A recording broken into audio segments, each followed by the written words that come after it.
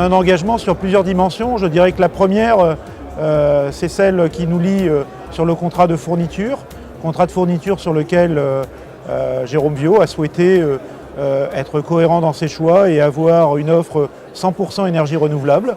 Et donc on l'a accompagné sur un contrat sur 4 ans pour avoir cette électricité d'origine renouvelable, c'est-à-dire qu'on injecte de l'énergie verte pour alimenter le Pays Grassois. On a aussi d'autres partenariats parce que Jérôme Viaud est un homme de cohérence et que le développement durable, ça englobe un certain nombre de dimensions. Je dirais par exemple la dimension de la solidarité, parce que la précarité énergétique, elle touche la France, elle touche aussi le Pays Grassois. Et donc on va réaliser à sa demande un audit de la précarité énergétique, de façon à pouvoir identifier les actions que l'on pourrait engager pour les ménages les plus précaires. Donc c'est un engagement extrêmement fort. Il y a l'engagement également de la maîtrise des consommations, parce que souscrire une énergie verte, c'est bien, mais maîtriser la consommation énergétique, c'est essentiel. Et donc de faire des économies d'énergie pour la ville, la communauté, mais également bien sûr tous les administrés. C'est extrêmement important pour la maîtrise des dépenses.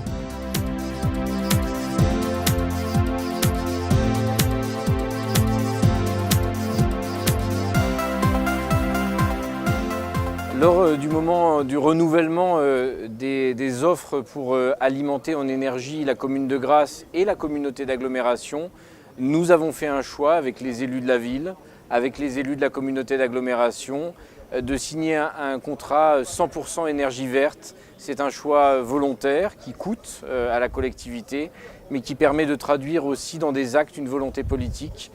C'est pas tout de dire les choses. Après, il faut les traduire dans des actes, et nous avons voulu dire sur ce territoire, la totalité de l'énergie provient d'énergie verte, et c'est quelque chose dont nous sommes très fiers aujourd'hui. Alors c'est un contrat d'engagement que la communauté, la ville de Grasse ont passé pour les bâtiments communaux, pour un certain nombre de bâtiments communaux, avec une de nos filiales qui est Dalkia. Et c'est la filiale qui s'engage sur des engagements de performance, mais sur les résultats.